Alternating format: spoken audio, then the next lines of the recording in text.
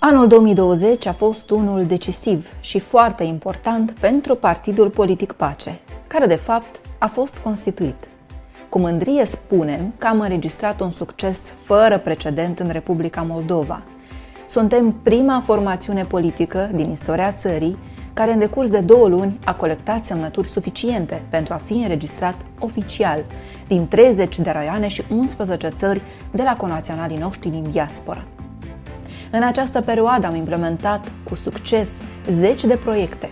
Am organizat 10 de conferințe de presă, întâlniri cu ambasadori, vizite de lucru peste hotarele țării, acțiuni de caritate, implicare socială, dar și acțiuni publice de sensibilizare a problemelor existente. La începutul lunii iunie a avut loc ședința grupului de lucru de constituire a Partidului Politic Pace, la care fondatorul partidului, domnul Gheorghe Cafcaliuc, este ales în funcția de președinte. Ulterior, în toate raioanele țării, a avut loc colectarea semnăturilor pentru înregistrarea partidului, dar și semnături pentru aderarea a mii de cetățeni la Partidul Politic Pace. În luna iulie este comemorată operațiunea deportărilor din 6 iulie 1949, cel mai mare val de deportări staliniste din Basarabia.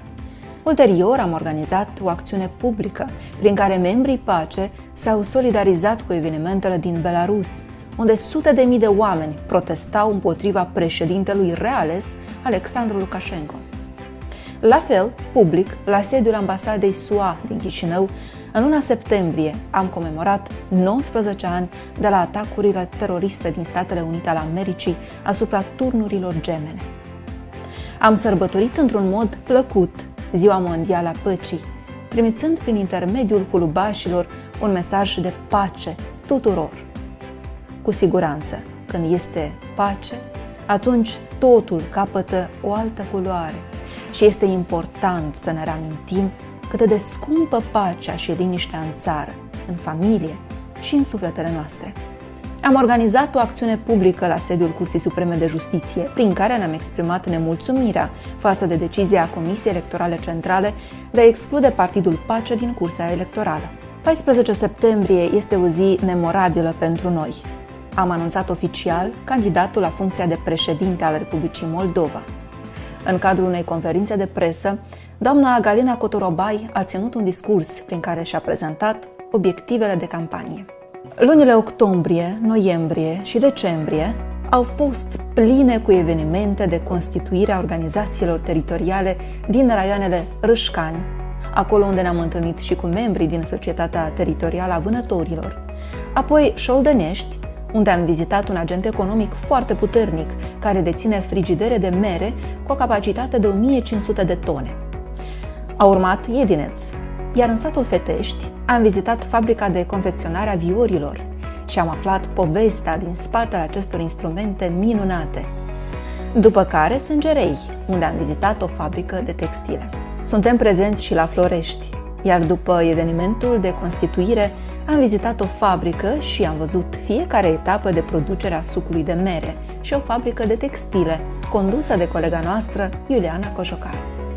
Apoi am participat la Cahul, iar după eveniment a urmat o întâlnire cu antreprenorii din regiune și am ascultat poveștile lor impresionante și metodele de business. Avem constituită organizația teritorială și la Ocnița și la Hâncești. Am desfășurat o acțiune deosebită la monumentul lui Ștefan cel Mare și Sfânt, simbolul nostru național. I-am pus o mască de protecție pentru a sensibiliza societatea și a responsabiliza autoritățile, depunând ulterior, la guvern, un plan de acțiuni concret, elaborat de profesioniștii Partidului Pace, cu soluții sigure pentru prevenirea îmbolnăvirilor masive și susținerea populației din toate raioanele țării și toate domeniile de activitate. Între timp, am fost mereu în discuții cu cetățenii din toate raioanele țării pentru a asculta doleanțele și problemele lor. Am avut întâlniri cu 10 de antreprenori din diverse domenii, care la fel se confruntă cu probleme grave. Am desfășurat unul dintre cele mai importante evenimente pentru partid, Congresul, unde au participat reprezentanți din 23 de organizații teritoriale. Tot în această lună, partidul a fost înregistrat oficial. O zi istorică pentru noi și toți susținătorii noștri. La mijlocul lunii noiembrie am participat la semnarea codului între două cele mai mari asociații de veterani ai Ministerului Afacerilor Interne, Ministerului Apărării, veterani de război și conflicte armate, care au aderat la partidul politic Pace. Toate departamentele constituite în cadrul partidului au dat dovadă de implicare și au înregistrat performanțe remarcabile. Astfel, putem enumera reușitele colegilor care au participat la ziua de salubrizare din raionul Râșcani. Pentru că suntem un partid cu oameni cărora le pasă de aerul respirat, de mediul ambient, de viitorul copiilor săi. Ziua Mondială a Inimii, care a fost celebrată și de noi printr-o acțiune publică cu genericul Pace pentru o inimă sănătoasă. Ne dorim o populație și o generație sănătoasă. Ziua Mondială a luptei împotriva cancerului mamar a fost marcată de membrele noastre prin donarea 30 de exproteze în set cu lenjerie specializată pentru femeile internate la Institutul Oncologic. Cu ajutorul diasporei am adunat 27.400 lei și am executat lucrări pentru fântâna unei bătrâne din satul Băiuș, Leova. Acest gest de omenie ne-a demonstrat cât de mult contează bunătatea și implicarea fiecăruia.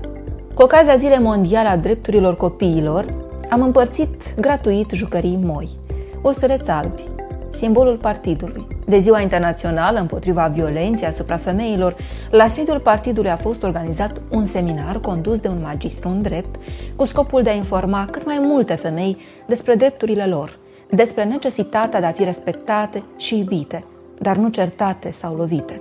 Am oferit o donație impresionantă de cărți la biblioteca din orașul Hâncești.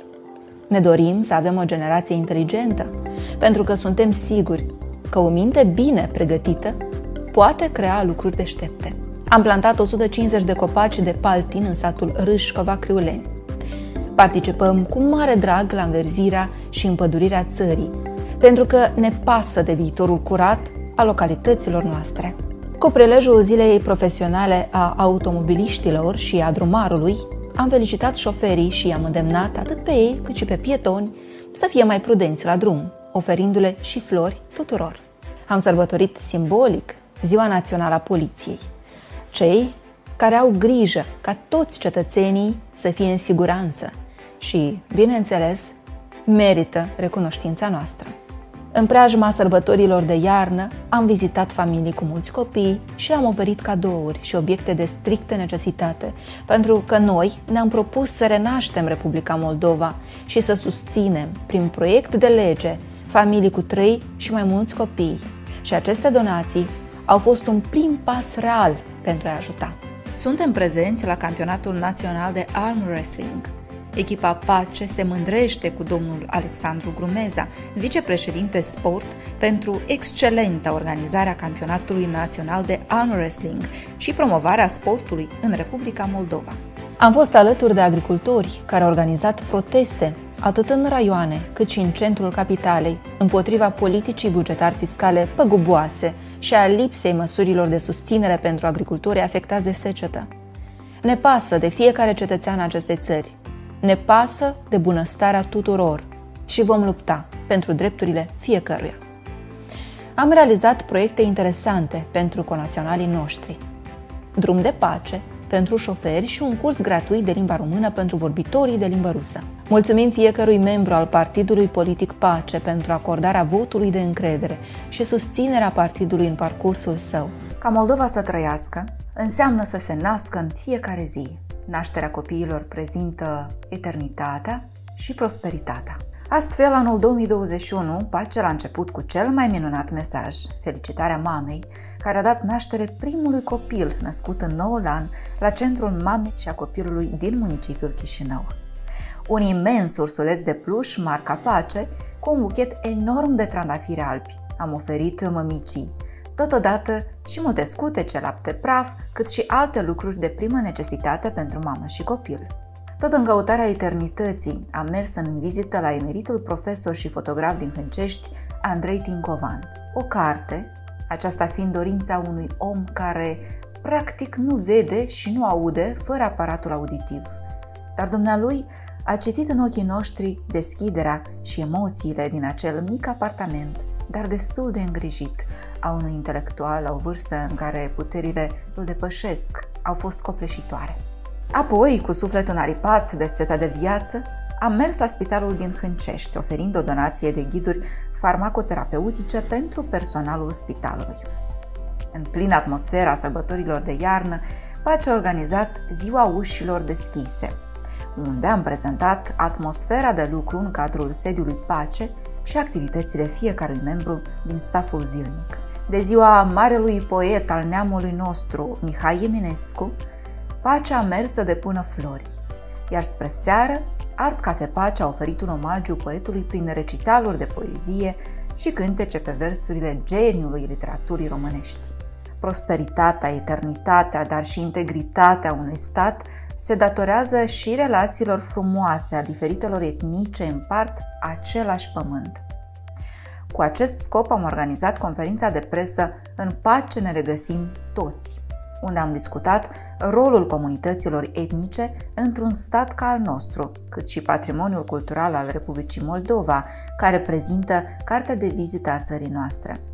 Suntem energici, activi și bine organizați. Oamenii ne urmăresc și doresc să se implice în a aduce Europa aici, la noi, acasă. Astfel, echipa Pace se mărește și din prima lună a noului an prezentăm noi membrii Pace. Oameni din diferite domenii de activitate și cu o bună pregătire profesională. Continuând la capitolul integritate, am pus în discuție mecanismul prin care este posibil de protejat cetățenii Republicii Moldova de pe ambele maluri ale Nistrului cu echipa managerială a Promolex. Este important ca absolut fiecare cetățean al Republicii Moldova să se simtă în siguranță la el acasă. Vorbim despre viață și eternitate, dar în același timp moartea și are înțelesul ei al eternității. Ion Comanici, colegul nostru care a plecat prea devreme de printre noi, rămâne în eternitate. Bursa pentru studii de 8.000 de lei pe an, care îi poartă numele, va fi oferită tuturor doritorilor studenți din Cahul. Astfel, Ion Comanici, fecior de profesor, tânăr inteligent, va dăinui în memoria localnicilor. Veșnicia s-a născut la sat, iar bunăstarea statului nostru și are rădăcinile acolo, pe câmpiile și în livezile bogate. Întâlnirea cu sătenii din Dominteni, raionul Drochia, a scos în evidență suferința oamenilor de la sat.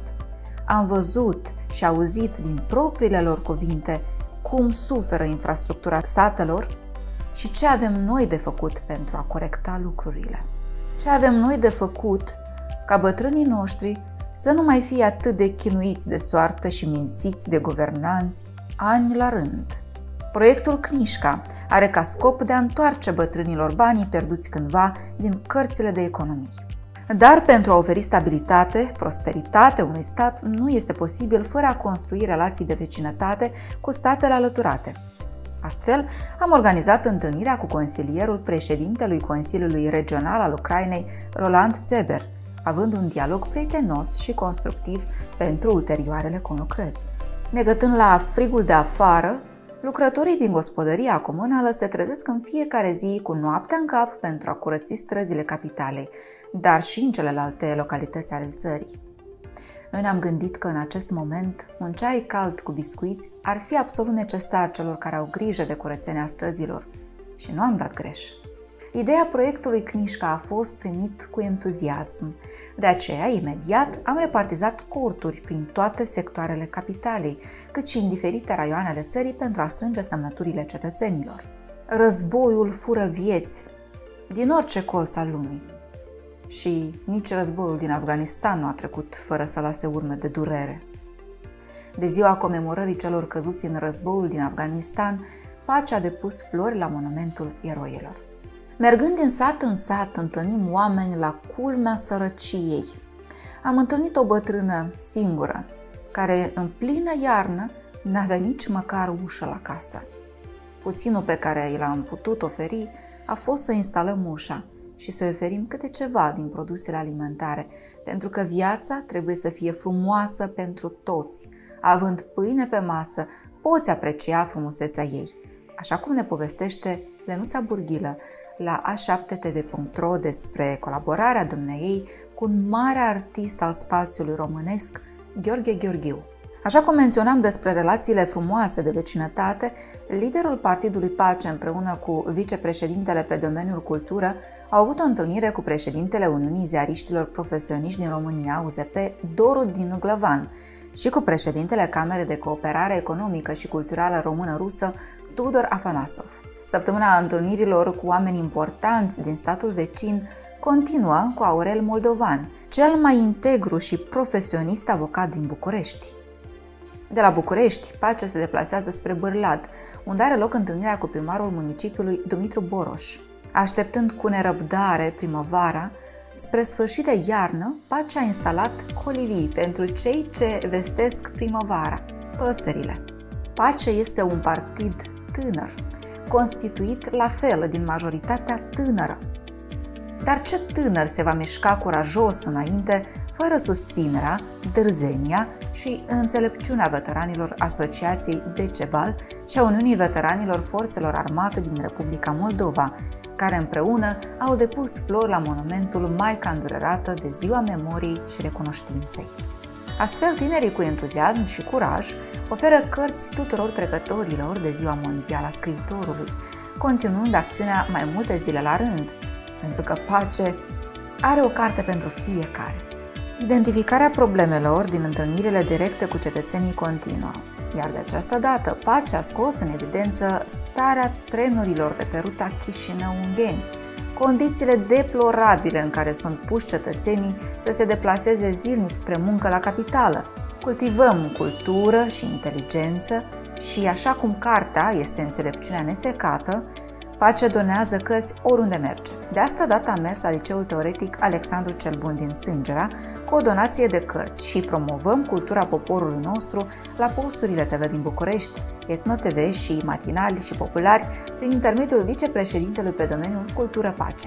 Pe de altă parte, delegația Pace a fost invitată la recepție în cadrul Ambasadei Federației Ruse la București de către ambasadorul extraordinar și plenipotențiar al Federației Ruse în România, Valerii Kuzmin, întâlnirea cu ambasadorul extraordinar și plenipotențiar al Republicii Azerbaijan în Republica Moldova, Guți Dursun Oglu Osmanov, a fost una de importanță absolută. Situația pandemică, instabilitatea politică au dus la creșterea crizei economice, dar și instaurarea crizei politice, ceea ce noi, Partidul Politic Pace, am prevăzut încă din octombrie 2020. În tot acest timp, noi ne-am pregătit cu soluții concrete pentru această criză. Din păcate, COVID-19 este nemilos și nu face alegere pe cine doboară. Așa a plecat în neființă și marele scriitor Nicolae Dabija, iar Pace cere ca să fie numită o stradă în cinstea acestuia. O deplasare nu mai puțin importantă Pace a avut-o în Italia, regiunea Bolzano. Săptămâna în Bolzano a fost una plină de activități și productivă. Mai întâi, Pace merge la întâlnirea cu unul dintre cei mai longevivi președinți de provincie din Italia, lui Durnwalder. Apoi are loc întâlnirea cu Monica Franci, consilier pentru afaceri generale, personal și școala al municipiului Bolzano, Italia. Pe lângă aceasta, Pace stabilește întâlniri și cu agenții economici de seamă din regiune. O întâlnire deosebită a fost și cea cu președintele Serviciului Crucea Albă din regiunea Bolzano, Italia, secretarul general al Samaritan Internațional, Ivo Bonamico, cu care am convenit aducerea acestui serviciu și în țara noastră. Ne-a primit în vizită și primarul de Bolzano, Renzo Caramaschi, cu care am discutat strategii unei administrări mai bune, fiind surprinși de deschiderea acestuia. Un dialog la fel de constructiv a fost și cu administrația Raiffeisen Bank Bolzano, care au binevoit să ne susțină în diferite proiecte cu pondere. Ne-a uimit vizita la una dintre cele mai mari asociații de locatari din orașul Bolzano, Italia, Wiesenthiner & Wiesenthiner, unde am văzut cât de bine lucrează și cât de mulțumiți sunt locatarii de acest sistem de gestiune. La fel de uimitoare a fost vizita la Ecocenter AG din provincia Bolzano și am înțeles că se poate, dacă îți dorești, să pui bine pe roate prelucrarea deșeurilor. N-au rămas nici italienii indiferenți de prezența noastră în regiunea lor, așa că nu au ezitat să ne ia un interviu la televiziunea Rai Bolzano Italia. Plăcut surprins de ambiția și perseverența noastră ca partid tânăr, a rămas și liderul Partidului Democrat PD, Partidul Democratic, Prefecto Sandro. Întâlnirea cu ambasadorii diferitor țări în Republica Moldova continuă. De această dată, cu excelența sa, ambasadorul extraordinar și plenipotențiar al Federației Ruse în Republica Moldova, Oleg Vasnetsov. Și dacă am prevăzut criza politică încă din anul trecut, desigur că e nevoie de a lua decizii prompte și radicale pentru a nu duce țara la pierzanie totală. Veteranii noștri au înaintat pentru flash mob și au cerut anticipate. Până se mai ceartă cei de la guvernare, noi continuăm cu acțiuni frumoase. Pentru că Pace susține sportul, echipa de fotbal Four Nations a primit în dar 15 seturi de echipament sportiv, pentru că sunt tineri, ambițioși și orientați spre glorie.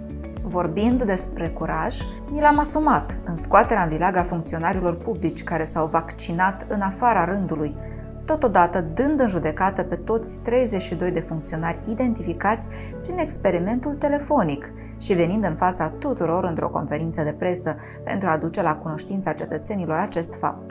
Continuă creșterea echipei, astfel venim cu prezentarea noilor membri Pace, iar consolidarea echipei se face prin muncă și activități comune. Astfel, Parcul Pace se face a fi cea mai nobilă acțiune pentru că am plantat 4111 copaci de tei în memoria celor decedați din cauza COVID-19, timp de un an de la declanșarea ei. Viața o datorăm eroilor noștri, cei care au luptat și luptă, ca la război, pentru sănătatea fiecăruia dintre noi, medicii.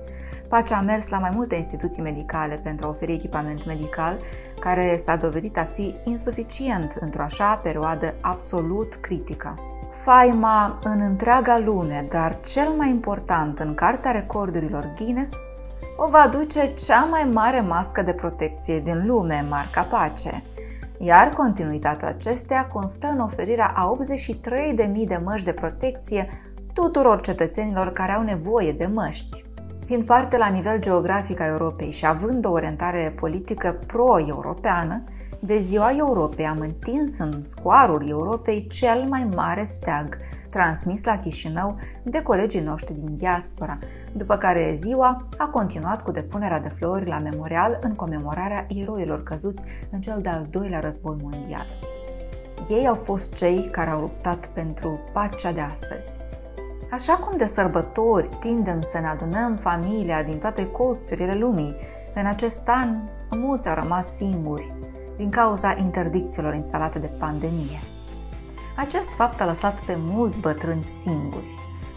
Noi ne-am gândit să oferim măcar produse alimentare mai multor bătrâni din întreaga țară cu ocazia sărbătorilor de Paști. Pace are o capacitate de analiză politică excelentă, de aceea anticipatele urmează să aibă loc. În acest sens am depus tot efortul și profesionalismul și am fost primii care au depus actele la cec, iar apoi și norocoșii care au extras biletul cu numărul 1, fiind pe primul loc în buletinul de vot. Așa cum am promis și așa cum s-a observat din toate acțiunile noastre anterioare, facem ceea ce promitem. Deci, odată ajunși la guvernare, noi vom băga la pușcărie peste 30 de foști și actuali guvernanți, pentru că Pace are verticalitate.